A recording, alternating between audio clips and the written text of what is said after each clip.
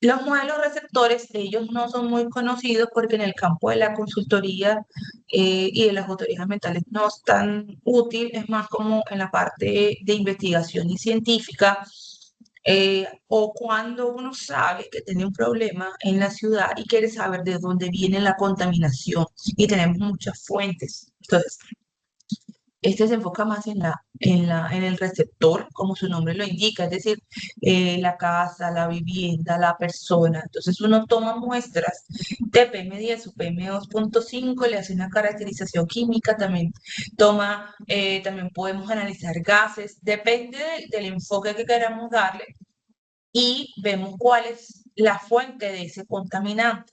Cuando nosotros tomamos un modelo receptor, no necesitamos saber de pronto exactamente de qué punto viene, sí necesitamos saber cuáles son los perfiles de cada fuente. Entonces, en este tú puedes ser como un investigador de dónde viene tu contaminación. Tenemos una queja puntual de una población y eso se ha utilizado mucho en temas de poblaciones cercanas a minas, por ejemplo, o poblaciones en ciudades donde tenemos muchas fuentes de contaminación y queremos saber de dónde viene. Entonces se compara la emisión con la concentración en los receptores y cuantifica la contribución de la fuente original. La fuente pues, puede ser puntual, volumétrica, y la topografía pues, puede cambiar. Esto es muy importante para los modelos de dispersión y los fotoquímicos. Para los modelos receptores esto no aplica. Entonces, la relación emisión-concentración generalmente tenemos que tener en cuenta los mecanismos de emisión de contaminantes, tenemos que tener en cuenta los mecanismos también de que la meteorología puede influenciar en esto y estimar las concentraciones. Entonces, este es un ejemplo típico de los tres tipos de fuente de modelos que generalmente tenemos. Este sería el modelo que se basa mucho en la fuente. Tenemos la fuente, entonces ahí tenemos la localización, la configuración, tenemos tiempo de emisión de esta fuente, tenemos características de esta fuente. Si tenemos toda esta información, entonces podemos aplicar un modelo de dispersión, un modelo que se basa en esa fuente puntual y entender hacia dónde va. Por eso es muy utilizado en licenciamiento ambiental y en permisos de emisiones. Cuando ya tenemos que tener en cuenta la atmósfera, el transporte, la dilución, la velocidad del viento, cuál es la estabilidad atmosférica para garantizar si está estable o inestable en su dispersión, las transformaciones químicas, ahí ya necesitamos otro tipo de modelo que serían los fotoquímicos. Y luego, si tenemos acá datos de monitoreo, tenemos nosotros el receptor, ese receptor pues nosotros podemos utilizar datos de PM10 y PM.5, muestreo de gases, incluso biomonitores, y se enfoca mucho más en el receptor. Y entonces sabemos la localización del receptor, donde tomamos esas muestras, y sabemos muy bien que han sufrido todos estos procesos los contaminantes. El problema o la limitación del modelo receptor es que tú no tienes cómo saber qué pasó con ese contaminante, porque no hay ninguna relación con la atmósfera. Es un dato, es un modelo puramente estadístico este de acá.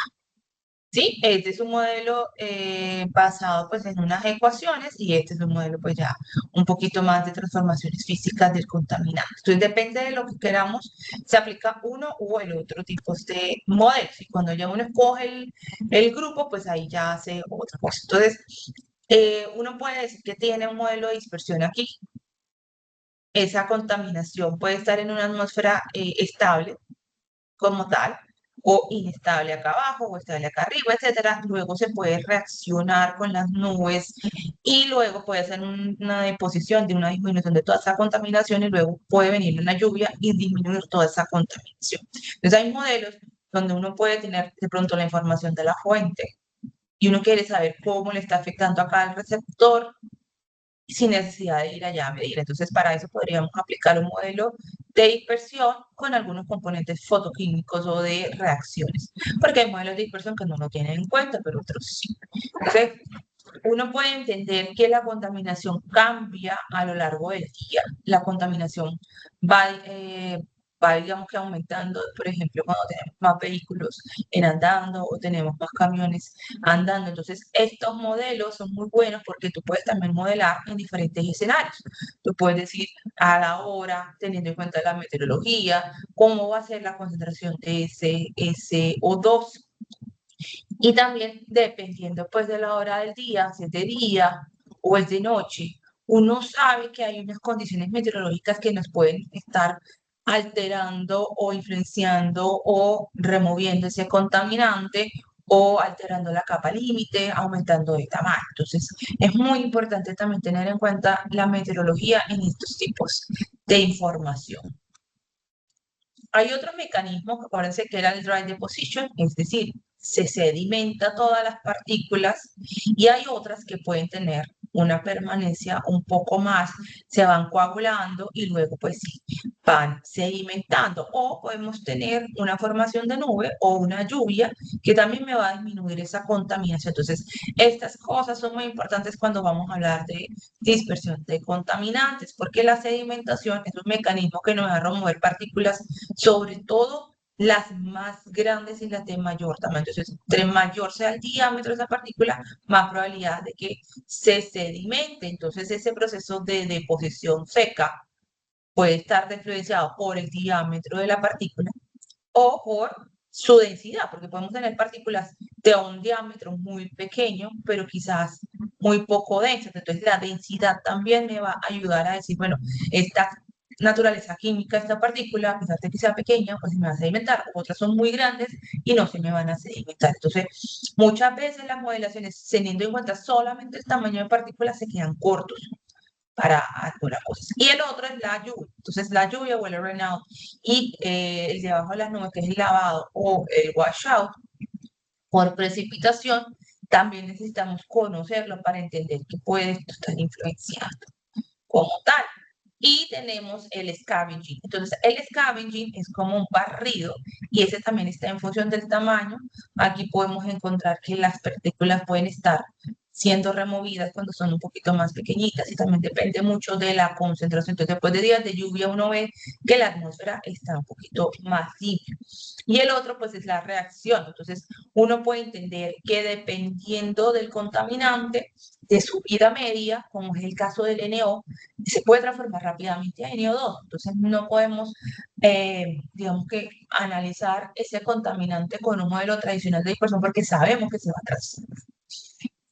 Y que también entendemos que el viento cambia a las diferentes alturas. Entonces, hay modelos que tú los puedes evaluar para alturas mucho más bajitas, pero si quieres evaluarlo para alturas un poco más altas, tendrás que tener en cuenta la ecuación del viento que nosotros analizamos al principio de la materia, donde ustedes ven que el viento va cambiando o puede ser mayor o puede ser menor dependiendo de la altura.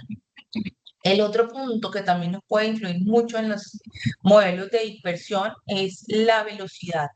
La velocidad de salida de los gases. Entonces, no es lo mismo que estemos generando menos contaminación en tiempo. De pronto, esto tiene la misma concentración de estas bolitas de acá, pero lo estamos generando en tiempo, menor concentración en tiempo. O sea, como quien dice, hay una dilución. Y podemos tener también la influencia de que a esta tasa de emisiones más baja, tenemos también una velocidad de viento mucho más alta. Entonces, aquí podemos ver que cuando hay velocidades de viento muy altas, vamos a tener una dilución. Y eso también puede influenciar en el área de estudio o en el lugar donde se vaya a dar ese permiso de emisión. Entonces, la turbulencia que nosotros la analizamos influye mucho. ¿Por qué? Porque puede cambiar la dirección del viento, la trayectoria, la dirección del viento, estas dos cositas, y también la estabilidad atmosférica. Acuérdense que lo vimos también el tema de la estabilidad atmosférica. La velocidad del viento, ella cambia bastante. Entonces uno trabaja como con promedios móviles o con datos de en una hora, porque si no, entonces no vamos a tener tampoco suficiente información y el modelo va a quedar bastante cargado. Entonces es un costo que no queremos o no podemos de pronto tener. Entonces, la velocidad promedio no es tan fácil de predecir, solamente la instantánea, pero es lo que hay. Entonces, los modelos me pueden ayudar a tener un sistema o una información de algo muy complicado que estamos hablando de contaminación atmosférica. Todos comienzan con un modelo conceptual y ese es como el primer paso que necesitamos entender de estos modelos para después escoger cuál es el modelo que de verdad me sirve y puedo aplicar para mi situación o para mi consultoría o para resolver un problema con la empresa o si necesito aplicar un permiso. ¿Sí? Entonces, cuando uno define eso, lo segundo que tiene que definir es que en general el modelo necesita los procesos, saber cuáles son y los límites. Entonces, generalmente podemos decir que hay dos tipos de modelos gigantes. Un modelo físico, que es muy costoso, que lo utilizamos mucho en ciencia, pero también ya se ha ido al mundo de la consultoría, donde lo hacemos en físico. O sea, nosotros ponemos todo físicamente, lo hacemos en el laboratorio y vemos cómo está funcionando todo. Y tenemos unos límites. Estos modelos son muy buenos incluso para después hacerle prueba a las ecuaciones. Entonces, se pone toda una ciudad o se pone un puerto o se pone una mina y uno evalúa las diferentes condiciones de velocidad, dirección del viento, de temperatura, etcétera, y evalúa hacia dónde iría el contaminante o cómo se comportaría el contaminante. Este tipo de modelos físicos en Latinoamérica solamente tenemos dos lugares donde se pueden hacer y hay otros en Estados Unidos y en Europa. ¿Por qué? Porque es costoso, pero sí existen y sí hay muchas empresas, sobre todo los puertos y las minas y alguna planeación de ciudades que lo aplican porque quieren entender un poquito más cómo se comporta ese contaminante. Y es un campo de consultoría pues ya un poquito más top, por decirlo así. Y luego, entonces están los que más utilizan, que son los modelos numéricos.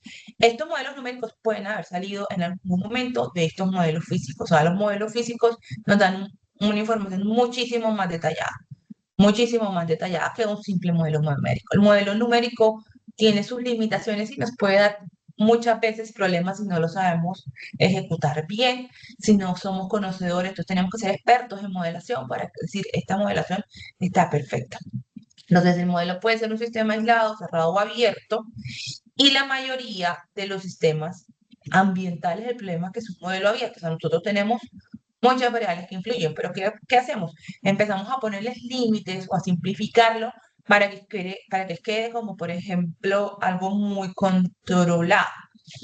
Y en estos principios, entonces ustedes seguramente han escuchado el modelo lineal, que es una regresión lineal. Entonces uno hace una concentración, una relación entre una variable y otra, que sería emisiones y concentraciones, o uno le hace una regresión lineal a una tendencia de contaminantes en el tiempo, que es lo que podemos ver con el R ahorita. Podemos tener un modelo de caja que es un balance de masa donde decimos en esta cajita no pasa nada o solamente sabemos lo que entra y sale. Y tenemos los modelos famosos gaussianos, que es el ERMO, y que aquí pues es una aproximación un poquito más detallada porque tiene en cuenta un poco de la meteorología, pero nosotros no tenemos como en cuenta si esto reaccionó o no. Y están los modelos receptores, que estos son modelos estadísticos, teniendo en cuenta que ese compuesto químico no se transforma, se aplica sobre todo a material particulado y que analizamos los metales en esto de acá. ¿Verdad? Están entonces otros tipos de modelos. Estos de acá son los más sencillitos. Ya aquí empezamos a ver unos modelos que sí necesitamos un poco más de entrenamiento, aunque aquí me dirán los de profe, aquí toca hacer un buen entrenamiento también. Pero aquí vamos a hablar como todos necesitamos entrenamiento, todos los modelos son entrenados, pero hay unos donde requerimos más tiempo para aprenderlos a utilizar, por decirlo de alguna forma. Entonces, los modelos de PUF, está el CalPUF, y están unos modelos lagrangianos. El lagrangiano que nosotros vimos fue el high speed, eso se utiliza mucho para trayectorias de viento y ya se ha tratado de hacerlo como en conjunción con las partículas. Estos de puff también son muy utilizados. El CalPUF es bastante conocido y el high split. Y acá vemos el ELMOD. El PMF, pues muy conocido en el mundo de la ciencia también. El fotoquímico estaba entonces el CEMAC. El CEMAC es como digamos que el que se está utilizando ahorita, pero el WRF también se utilizó el CAMS. Eso es una resolución numérica de ecuaciones de conservación y eso se utiliza mucho para contaminantes fotoquímicos, es decir, más que todo gases. Y cuando es fotoquímicos para gases y material particulado, entonces ahí es lo mismo, pero o sea, hay que simular un poquito más de datos y tenemos que contar con una cantidad de datos de concentraciones, tanto de gases como abundantes. Estos estudios, digamos que son los tops cuando ya tú quieres analizar una zona y quieres analizar todos los contaminantes y todos los problemas de contaminación que están ahí y pueden ser como muy chéveres o son muy útiles para tener una base en caso de que queramos tener más empresas o más industrias ahí, ya tengamos una situación muy compleja en esa región, ¿sí? Entonces, los otros tipos de modelos que han surgido últimamente, además de eso, es uno que se llama los modelos de regresión de uso de suelo. Estos modelos híbridos de regresión de uso de suelo tienen datos, pues sí, nosotros tenemos datos digamos, de monitores, tenemos monitoreos móviles, podemos tener datos de meteorología, podemos tener datos diferentes de mediciones satelitales, pero muchas veces no tenemos toda la información. Entonces han tratado nosotros los investigadores de tener unos modelos un poquito más híbridos, de decir, bueno, a veces no tenemos tanta información o no tenemos la información suficiente para los otros modelos, ¿qué podemos hacer? Entonces, no, tenemos esta información, esto y esto, vamos a utilizar un nuevo modelo de estimación de variación urbana, que son los modelos híbridos. Ah, perdón, pensé que iba a tener algo más. Pero esos modelos híbridos, digamos que sí tienen sus limitaciones. Sin embargo, han salido muy buenos en aplicaciones urbanas donde el uso de suelo pues cambia bastante y hemos encontrado que el uso de suelo y condiciona mucho cuáles las concentraciones que vamos a encontrar. Y los otros grupos de modelos son unos modelos simplemente estadísticos o deterministas. Entonces, estos modelos de transporte, muchas veces ustedes los ven como modelo de dispersión, son modelos estadísticos o deterministas simplemente. No tenemos en cuenta variables de que ha transformado ese contaminante o unas ecuaciones un poquito más complicadas. Entonces, aquí podemos ver un modelo de distribución gaussiana, pero un modelo determinista. Y estos modelos estadísticos, digamos que son chéveres de utilizar porque no necesitas un computador con mucha potencia para procesar todos estos datos. Otros modelos que se han utilizado bastante y que se han utilizado sobre todo en espacios interiores son unos modelos que utilizan la ley o las ecuaciones de Navier-Stokes. Entonces, cuando utilizamos Navier-Stokes sabemos que necesitamos una capacidad de carga, de potencia o de capacidad de la máquina muy fuerte. Entonces, lo que se hace son limitar estos espacios y se le dan unos alcances un poco más pequeños para que los modelos computacionales pues, puedan utilizar la dinámica de fluidos computacionales. Esto se utilizó sobre todo en espacios cerrados, pero ya también se han utilizado en espacios abiertos como cerca en estaciones de Transmilenio. Se utilizó CFD, también se han utilizado en restaurantes, en aviones, bueno, en calidad del aire interior se utiliza mucho el CFD, sin embargo ya lo están tratando de hacer un poquito más hacia afuera, pero poniéndole como unos límites. Entonces, en buses de Transmilenio, ustedes lo pueden ver acá, se utilizó el CFD para entender cómo esa contaminación pues, puede estar llegando en las diferentes velocidades y cómo tener esos contornos de PM2.5. También en hospitales se utiliza bastante el CFD para entender por lo menos en qué parte hay más contaminación de partículas. También cuando vamos a diseñar, pues ya miren que son hay limitaciones. También podemos entender por dónde aumenta la velocidad del viento y posiblemente la contaminación, pues disminuye un poquito. Entonces, entender mucho de micrometeorología y también de cómo es una dinámica de fluidos, entendiendo que el aire es un fluido en espacios interiores. El de puff, digamos que está aplicado por muchos modelos, como el CalPuff, el SciPuff, incluso algunos dicen que el High Split también puede estar aplicando estos paquetes de aire para la parte de contaminación y funciona muy bien con vientos cálidos. Está también el modelo de grilla de Euler. Este es para el WRF-Chem, el CEMAC, el CAMS. Y estos son los que se utilizan actualmente para pronóstico de calidad del aire. Digamos que si quieren trabajar con pronósticos, estos son muy buenos.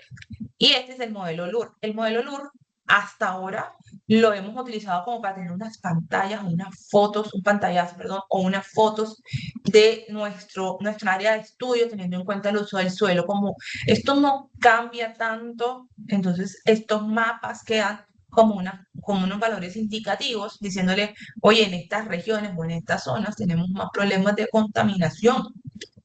Y se puede incluso hacer un cruce con otros tipos de modelos y hasta ahora pues es lo último, digamos que lo más novedoso. ¿Ok?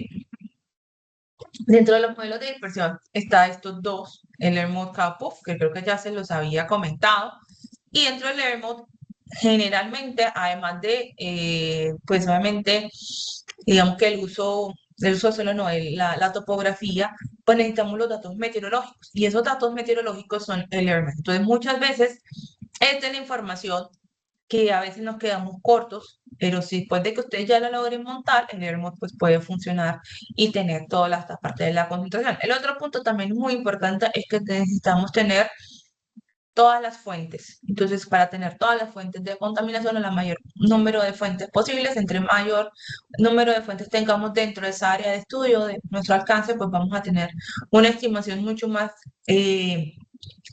real y que entendamos que esa área que está ahí, esas fuentes que están ahí, pues van a tener digamos que una intrusión de contaminación de afuera y que eso va a aumentar significativamente la concentración de los contaminantes y que muchas veces ese es el error que nos tienen en cuenta en los HERMOS y por eso a veces dan unas concentraciones mucho más bajas.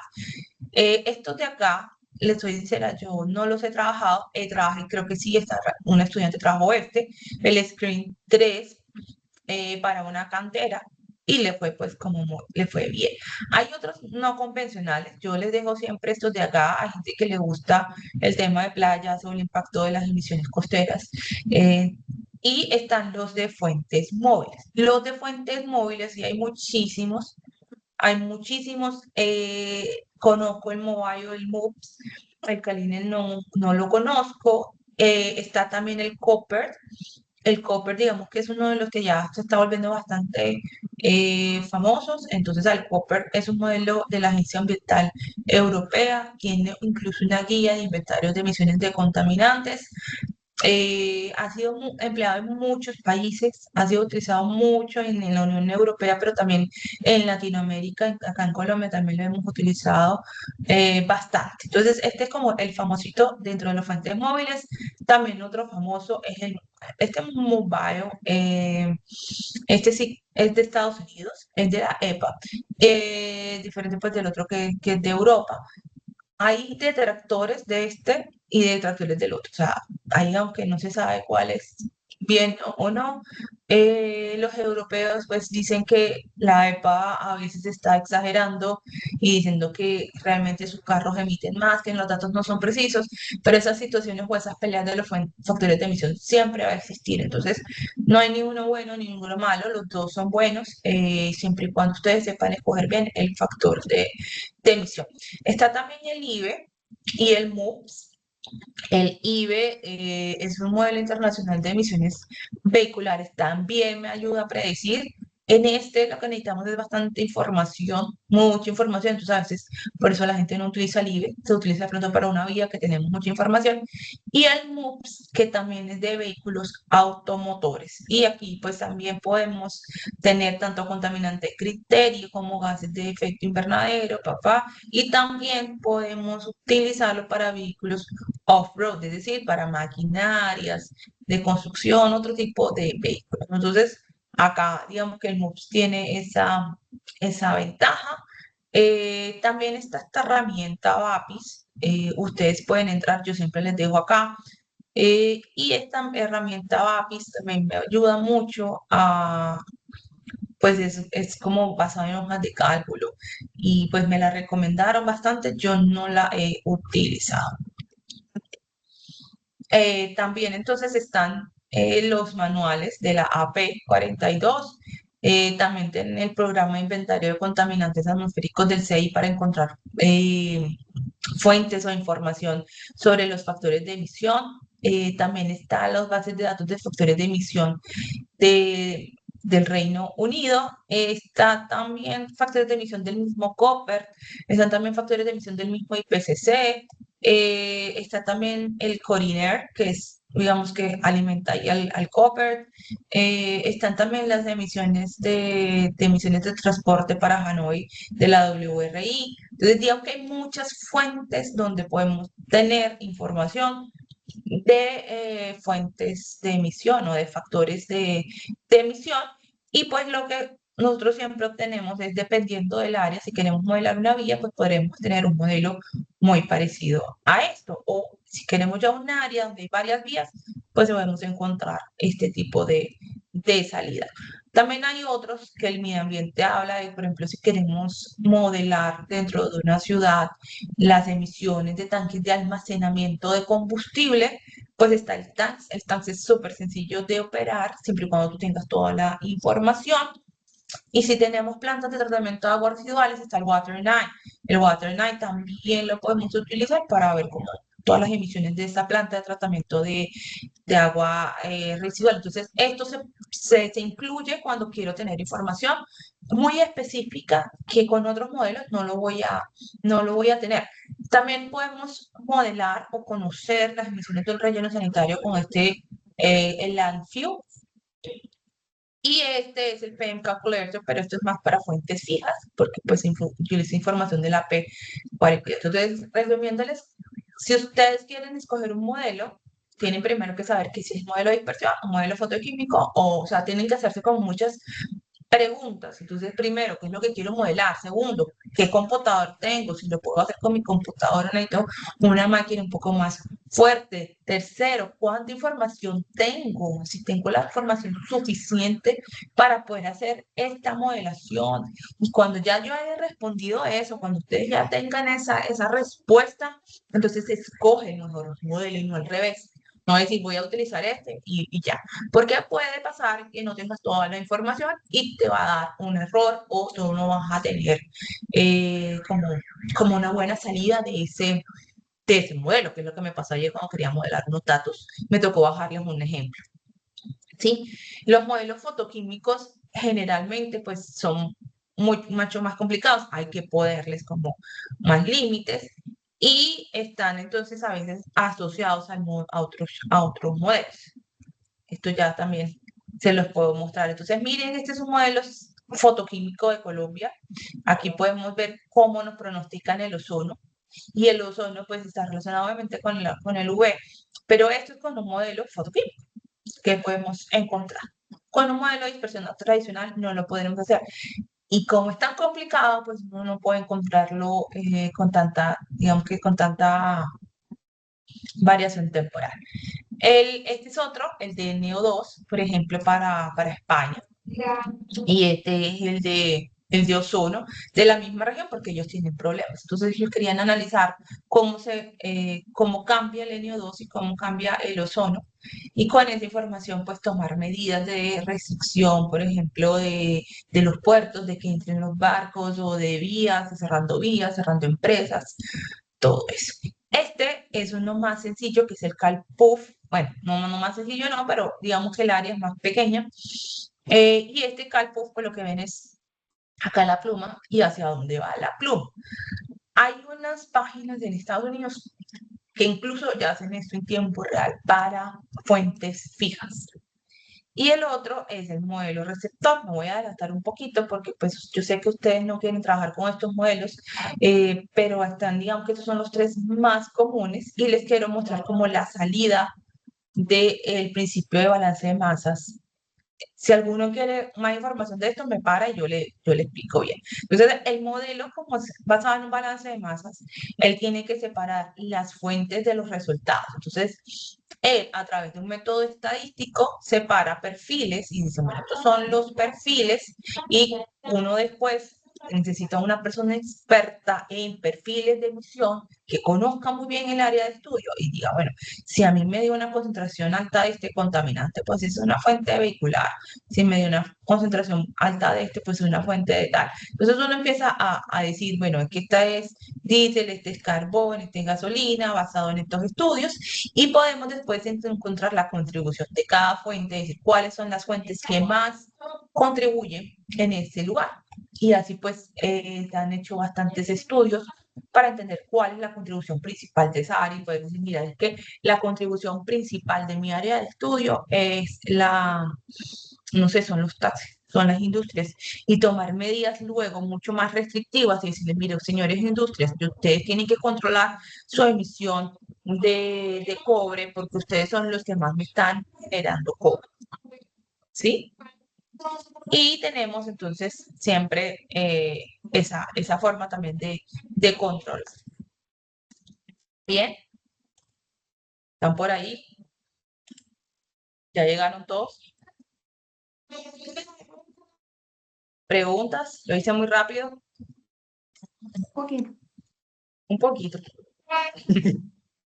Un poquito rápido.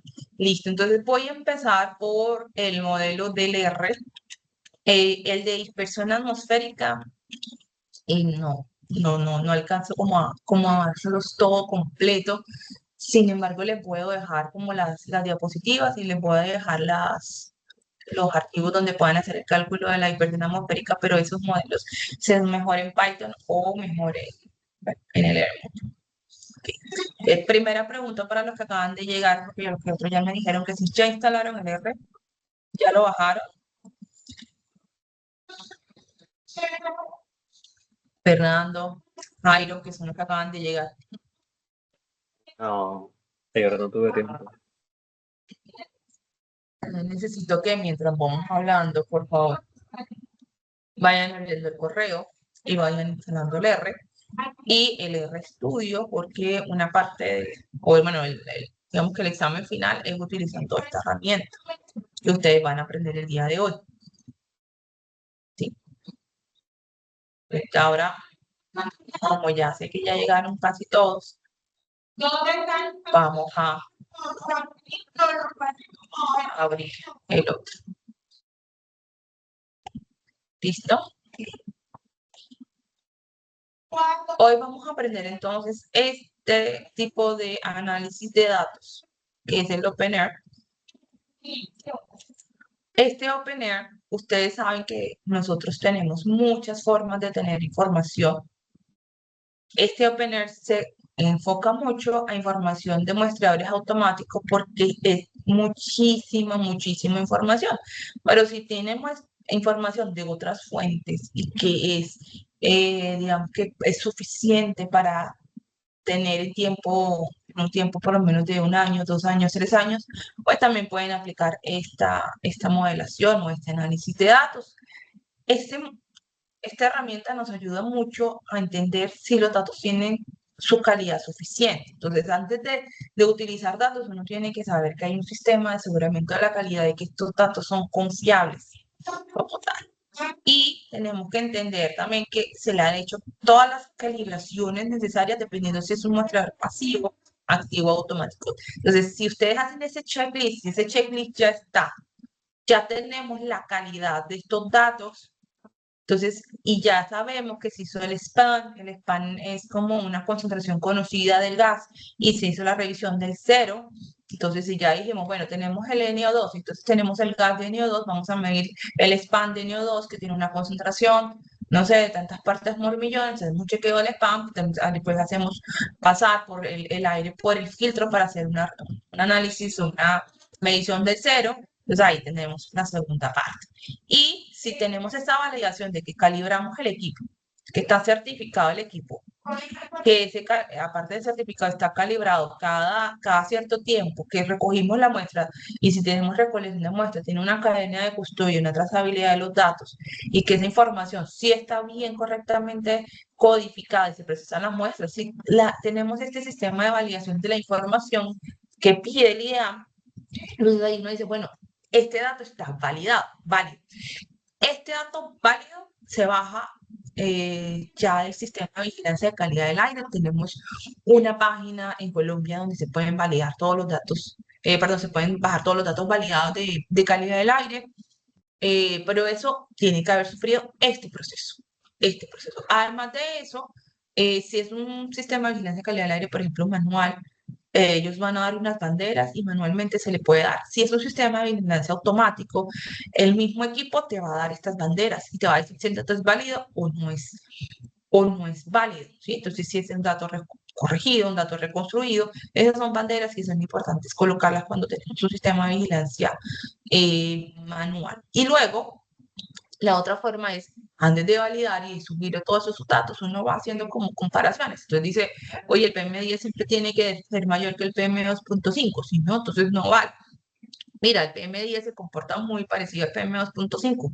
El NO2 se comporta diferente al NO porque primero se forma el NO y después se forma el NO2. El ozono se forma después porque se forma en horas del día, tiene que aumentar, pero se está aumentando significativamente en la noche, algo está pasando. Entonces, uno analiza los datos de todas esas formas, pero eso siempre tiene que tener una persona entrenada en eso.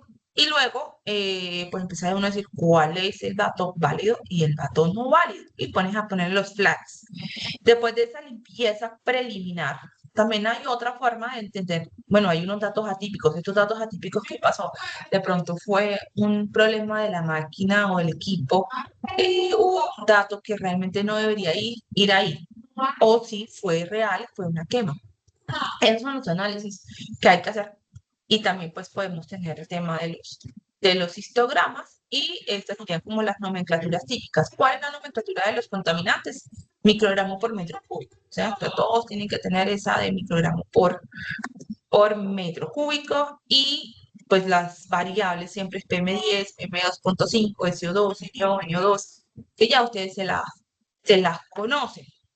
Este tema último, entonces, de validación, lo que me dicen es, si ustedes tienen 75% de de los datos válidos, o sea, a 75% o más, o sea, mínimo 75% de los datos válidos, podemos utilizar esa información o no. Entonces, el OpenAIRE ya lo sabe. Y el OpenAIRE lo que les dice es, hey, ustedes no tienen el 75% para calcular el promedio de 24 horas, entonces el de ese día no lo podemos utilizar. O sea, el OpenAIRE ya lo sabe. Entonces, él les hace toda esta validación de ese 75% de los datos. ¿Qué pasa? El dato que ustedes vayan a utilizar para hacer este análisis siempre tienen que ser datos ya validados previamente, o sea, que ya uno sepa que el dato realmente sí lo midió bien el equipo, que el equipo no estaba en mantenimiento, que ese día no se dañó. Entonces, esta parte de acá de la validación es en caso de que lo fuéramos a hacer manual, pero para ustedes no los voy a molestar con esta parte, ¿sí? Entonces, si alguno quiere utilizar datos de alguna estación que conozca, que quiera bajar, que los tenga manual, que quiera hacer análisis con este OpenAIRE, pues yo le digo, podemos hacerlo eh, con este análisis previo de validación de datos antes de subirlo al OpenAIRE. Lo podemos hacer, ¿ok? Y luego de eso, entonces, ahí sí, podemos subirlo al OpenAIRE. Entonces, la primera cosa que les quiero enseñar es esta, el OpenAIRE. El OpenAIRE es un paquete en R. Entonces, lo que yo les quiero decir es que vamos a utilizar ese LR y dentro del, y digamos que más que el R Studio, porque siento que es un poco más sencillo o más fácil de operar, ¿verdad? Entonces, váyanse despertando, váyanse tomando el cafecito, que vamos a empezar a trabajar. Y este R, pues tiene muchos usos. De pronto algunos lo han utilizado para otras cosas. Este R lo vamos a utilizar con un paquete. Entonces, este paquete se llama OpenAIRE. Este paquete de OpenAIRE siempre se va actualizando. Yo lo bajé ayer. ¿Sí? Entonces, digamos que yo instalé el R último, instalé el OpenAIRE paquete último, y puede ser que dentro de unos 2 meses lo vuelvan a actualizar. Esto se va actualizando. Y el proyecto fue o sigue siendo financiado por el Reino Unido. Entonces, esto es del profesor Carslow, porque él se dio cuenta que había como una brecha, como una ausencia de software open source. ¿sí? Entonces, yo soy muy amiga de que ustedes tengan acceso a software que sean libres para que cualquier persona lo pueda utilizar y que ustedes no tengan que llegar a donde vayan a trabajar o hacer consultoría y tengan que pagar por comprar este software porque eso va a limitarles en un futuro utilizarlo. ¿Sí? Entonces, las referencias siempre se las dejo aquí. Lo primero que vayan, que quiero que hagan, voy a bajar, voy a parar aquí, es que abran este link.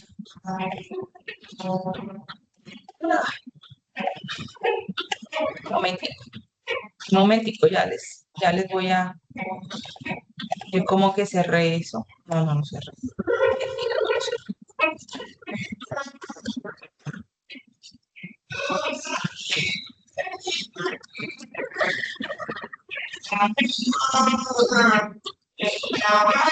Listo. Entonces, primero ábrame este archivo ahí, perdón, esa página ahí.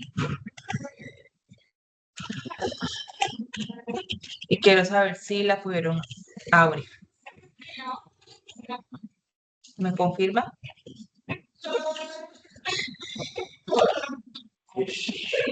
Muchachos.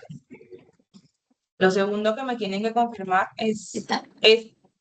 ¿Mm? Sí, sí, les me abrió. ¿Sí les abrió? Lo otro que les A voy mí a sí. mandar es el código de R. Entonces, yo ya instalé ayer, anoche, yo instalé el R y dentro del R, digamos que aparte del R, la plataforma RStudio. ¿Sí? Entonces, luego de que tenemos el RStudio, lo primero que uno hace, además de instalar la última versión, es esto, instalar paquetes. Y acá, cuando vayan a instalar paquetes, le ponen Open Air y le ponen instalar. ¿Ok? Él me va a decir que ya no hay problema, que ya está instalado. Hay otras cosas del OpenAir que no creo que sean necesarias, pero está el OpenAir Tools y el OpenMaps. Entonces, por si acaso, instálenlas también el OpenAir Tools y el OpenAir Maps.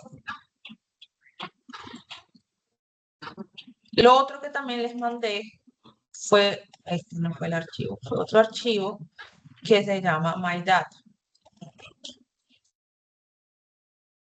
Este archivo está en CSV, pero también puede estar en Excel y ustedes lo transforman a CSV. Es un archivo que digamos que se puede bajar de las estaciones de calidad del aire. Y luego ustedes le pueden hacer la adaptación al formato que quieran. ¿Sí? Uno de los problemas que podemos encontrar, a veces que podemos encontrar, es la fecha. Entonces, la fecha puede estar en español y lo que el software o el OpenAir lo lee es con la palabra date en minúsculas, o sea, no puede estar en mayúsculas. La otra cosa que también debe estar muy bien es la velocidad del viento. Entonces, WS, que es wind speed, debe estar en minúscula y tiene que decir así, WS. El otro WD, que sería el wind direction, y ya los contaminantes. Entonces, en minúscula, NOx, NO2, ozono. ¿Por qué les digo minúscula? Porque si lo ponen en mayúscula en el R, siempre van a tener que ponerlo en mayúscula acá. No es que esté mal, sino que si ustedes lo ponen aquí en mayúscula, siempre cuando vayamos a escribir el código, recordar que eso tiene que quedar exactamente igual. El PM10, el SO2, el CO y el PM2.5. A veces le pongo el punto, en este caso lo bajé a internet, pues está sin el punto. También se puede quedar con el punto. Hay que tener en cuenta que en el código lo pongan ustedes con el puntico. ¿Qué más es necesario? Que todas sean columnas separadas. O sea, una columna del WS, WD y NOx. También pueden haber, digamos que varias estaciones y pueden bajarlo de varias estaciones y unificarlo en el mismo CSV. También lo pueden hacer. En este caso, miren el formato. Entonces, hay que tener en cuenta que a veces el formato tiene una T y tiene una Z. yo lo que hice fue eliminé estas T's y eliminé estas C's. Entonces quedó, un momento, lo voy a cerrar acá para que no nos confundamos. Yo lo eliminé.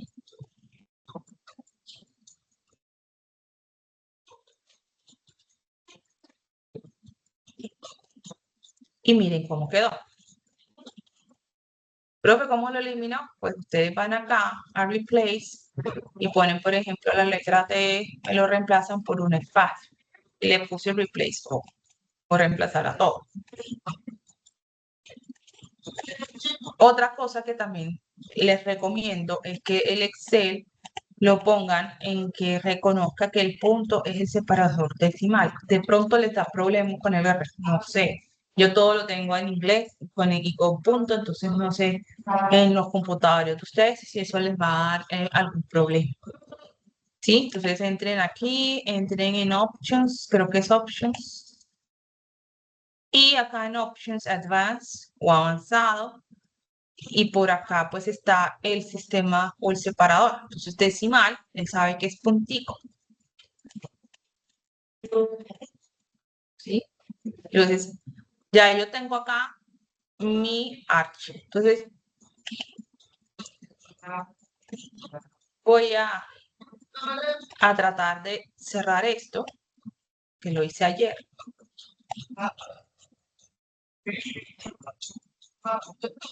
Y les voy a mostrar cómo se abre desde cero. Entonces ustedes van, paso 1, abrimos el R.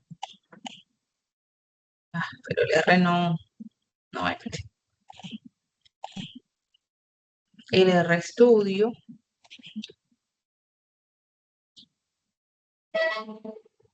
Y este RStudio,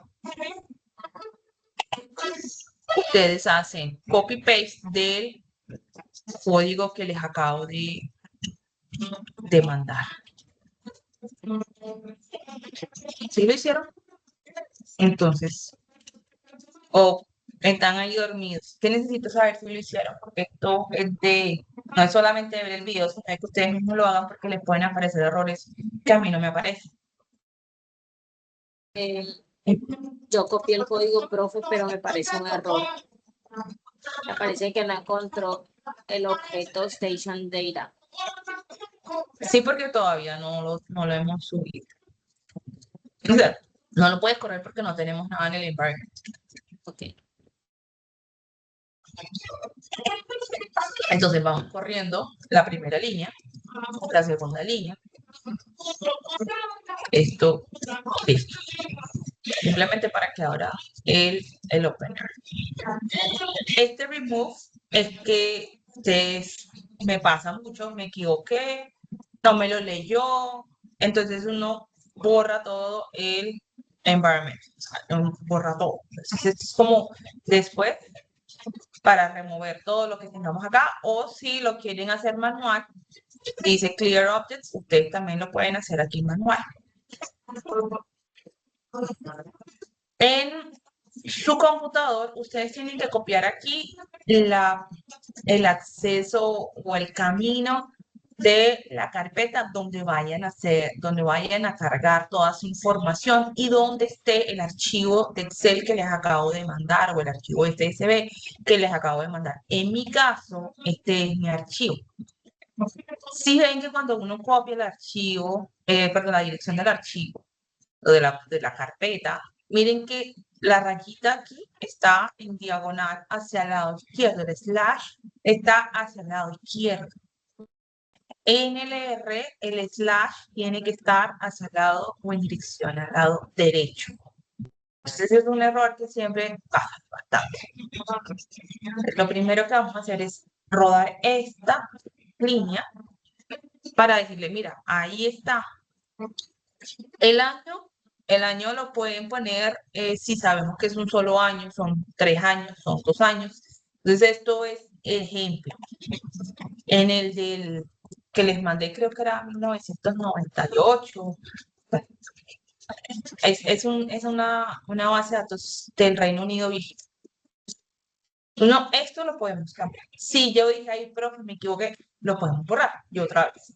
Entonces aquí podemos poner otro año, 2000. ¿Listo? Si ustedes quieren.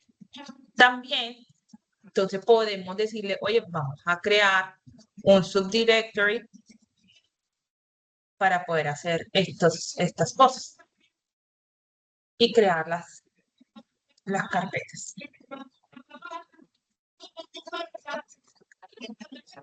Ya tenemos carpeticas creadas o al menos un lugar donde sabemos que nos está leyendo las cosas.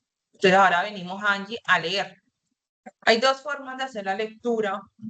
A mí me gusta mucho esta parte así. A mí me gusta, lo puedes leer de un Excel, de un SPS o de texto. Pero a mí me gusta mucho hacerlo con este de Read.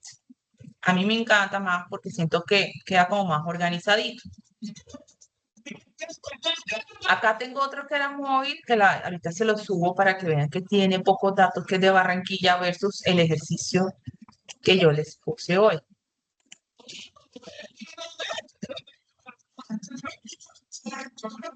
Entonces, acá en My Data le ponen Open.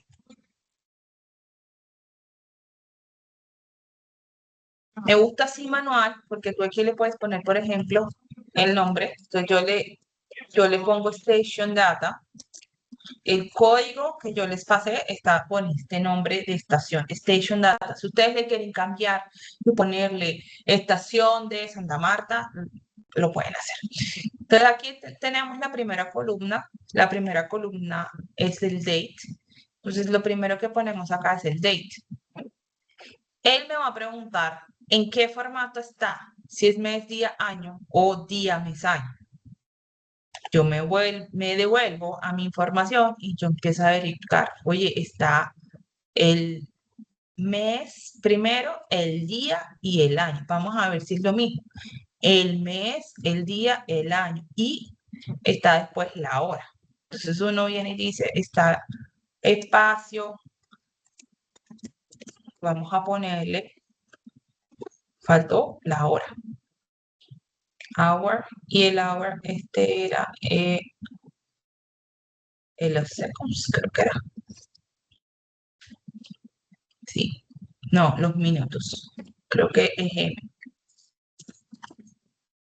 hour y vamos a mirar si me lo leyó. No, no me lo leyó. Ah, segundito. Tu. ¿Sí ven? Ahora también es el.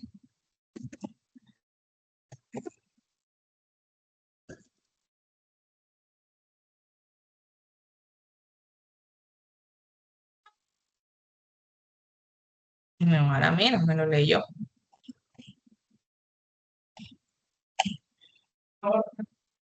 Ahora sí me lo leyó. Listo.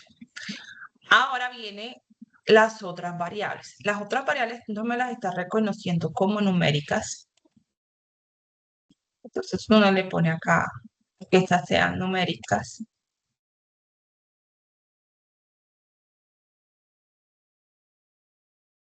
Los que saben manejar R pueden hacerlo esto con el código que les puse ahí directo y listo.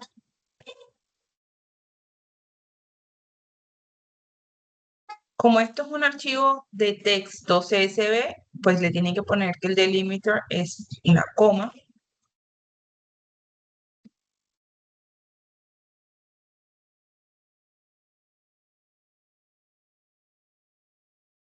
Listo. ¿Sí entendieron esta parte? El Profe, LA son los... Ujú. Bueno, o sea, ahí cuando lo que usted hace allí al importar el texto es volver a ujú. arreglarlo, no entiendo. O sea, importar el Sí, documento. sí, estamos importándolo, pero acuérdate que aquí me lo estaba leyendo como character o double y tengo que importarlo como un dato numérico. De esta forma con el red. Entonces la otra es con el código que les puse ahí, que él lo lea y podemos ahorita hacerlo a ver si me lo leyó bien. A veces da problemas, es que depende del computador. O sea, son dos O sea, formas. Usted nos mostró la manera de buscar el documento, de importar el documento, trayéndose por- la ruta, como nos mostró que la arregló ahí directamente en el código, y la otra forma es importando el en dato. browse, Ajá, exactamente, por ok. browse y por acá, por daytime, hacerle el ajuste con daytime. O sea, tenemos los dos caminos, o hacerlo con el código que les pasé, pero que me he dado cuenta que dependiendo del Excel, a veces hay algún error chiquito y no nos damos cuenta. Entonces aquí, por lo menos con este red, tú te das cuenta si está todo bien, si te lo está leyendo todo bien, si te lo está eh, importando bien antes de. Y para la persona que no está familiarizada con R, es mucho más sencillo. Para las personas que saben R, pues esto es un paso demasiado extenuante, que es simplemente hacerle una lectura de un código ya, de una línea de código. Después de que tú tengas esta línea de código, si tú la quieres copiar y tú ya sabes que te está funcionando, la podemos copiar, la ponemos acá y listo. Y ya después lo haces automático, que ya sepas que esa línea de código te funcionó. Le doy importar. Ah, bueno, él me abre por defecto con este código el View Station Data, entonces me lo abre. La otra era con este, que tú me estás diciendo, mira, lo que yo les dejé este código acá, ¿viste? Angie. Ah, ok. Todo lo que esté con hashtag, con este cosito acá, eh, es que no es lectura, o sea, que no lo van a rodar. Entonces yo lo hice manual. Si no, pues le quitan esto acá, le quitas esto acá, le quitas esto acá, y este código te lo va a rodar. Entonces son las dos formas. Listo. Si hay alguna columna que no lo esté leyendo numeric, entonces les dejo este código porque a veces pasa eso. Entonces aquí yo vengo y digo, vamos a ver, todas me las está leyendo como numeric, pero porque lo hice de esa forma. A veces yo lo subo con esto y me dijo para otro conjunto de datos, que fue el de la móvil. El SO2 no me lo leía y no me lo leía y no me lo leía. Me tocó crear una columna adicional diciéndole, esta columna de estos datos es numérico, no es un carácter. Puede pasar. Vamos a confirmar que me está leyendo bien el head station. Entonces, miren, me está leyendo bien, o sea, me está reconociendo los nombres de las variables.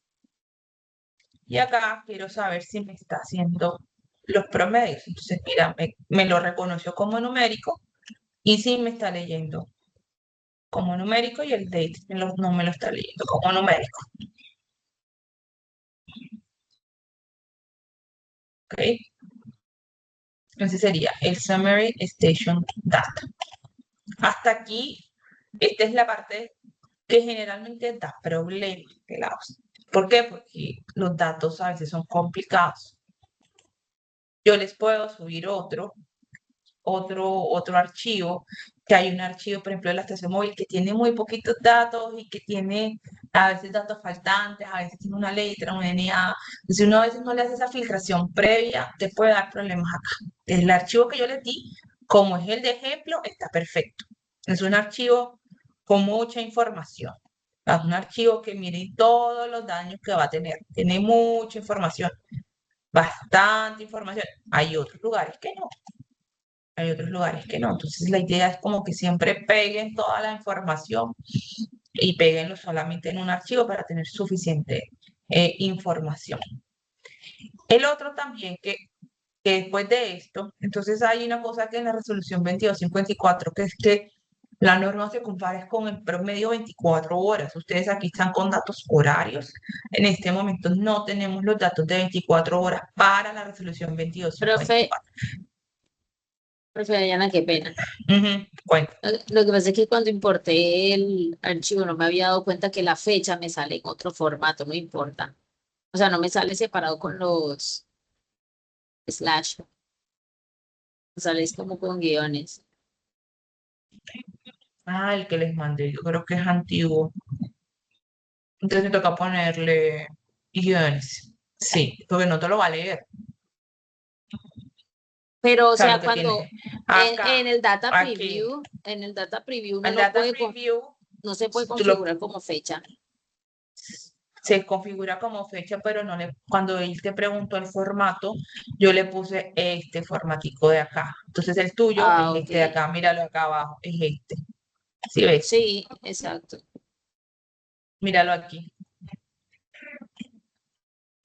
Mira que no tenga la T ni la Z, porque a No, veces no, es eso también. Si no lo tiene el entiendo. guioncito, porque cada computador es, no sé, no me preguntes esas cosas. Yo sé que hay unos que le importan y le sale guioncito, coge esta, pero confirma que la primera sea el año o que sea el mes o el día. Entonces, si el primero es el año, entonces es la Y primero.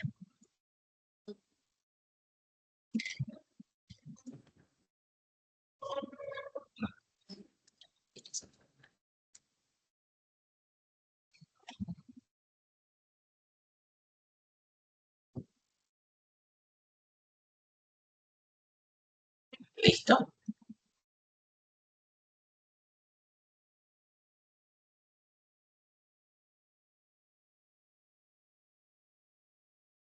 Trata de importarlo así, a ver si te da. Tienes que verificar que acá el formato te lo leyó bien.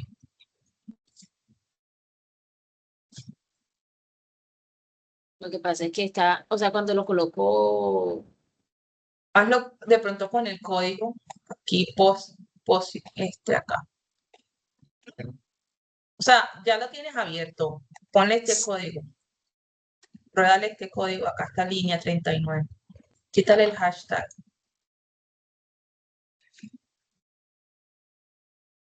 Ya lo tienes abierto, pues no te toca volverlo a hacer todo. No te toca cerrar, si lo vas a hacer por el no, lado sí, que sí, yo sí te lo di. tengo abierto.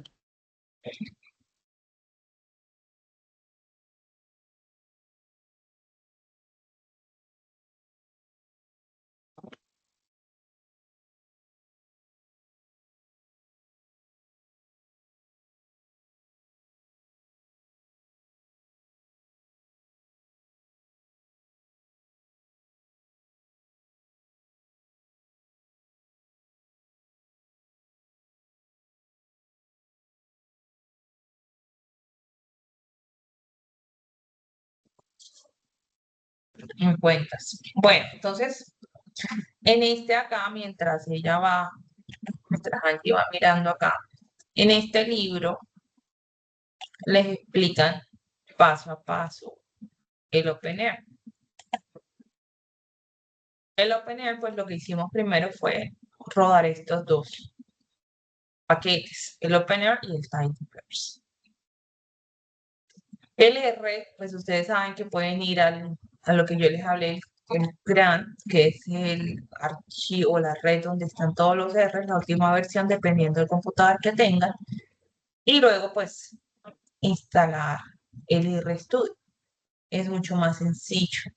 En este GitHub de acá, también está el código y también lo pueden pegar porque hay gente que le gusta, no le gusta trabajar de pronto en R, pero el R, el OpenR fue, digamos que desarrollado para R. Acá está entonces la información de cómo deben estar las variables, el win speed, el daytime y los formatos. Acá a veces les da problemitas los formatos de las fechas. Esto es lo que más problema da al principio. Luego de que ya le ponen, como Angie le está dando problemas, luego que ya le ponen la fecha bien, el formato de fecha bien, el resto ya empieza a funcionar normal. Hay también formas de dividir la información. Entonces ustedes van a ver que yo a veces les pongo daylight, a veces le pongo weekend, a veces le pongo WD, para que podamos ver la información día y noche, día de semana, final de semana. Y ya esto pues es otra cosa de split day. También se le puede cambiar los colores, pero estos códigos de colores ahorita lo que muestra es que este sería el default, este es el básico. Está este que es el de grises también, y uno le puede cambiar. Y empiezan a hablar de cómo cambiarle los colores a los plots, por ejemplo, está cualitativo, aunque a mí este no me salió. O sea, yo lo intenté, pero no, mi R no lo tiene, o sea, mi primera versión de OpenR no la tiene, quién sabe.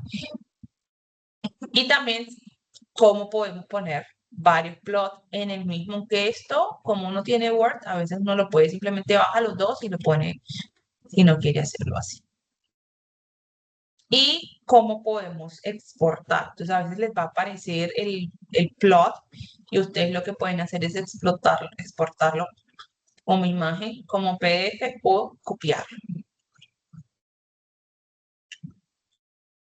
Ahí, este fue el que yo no puse.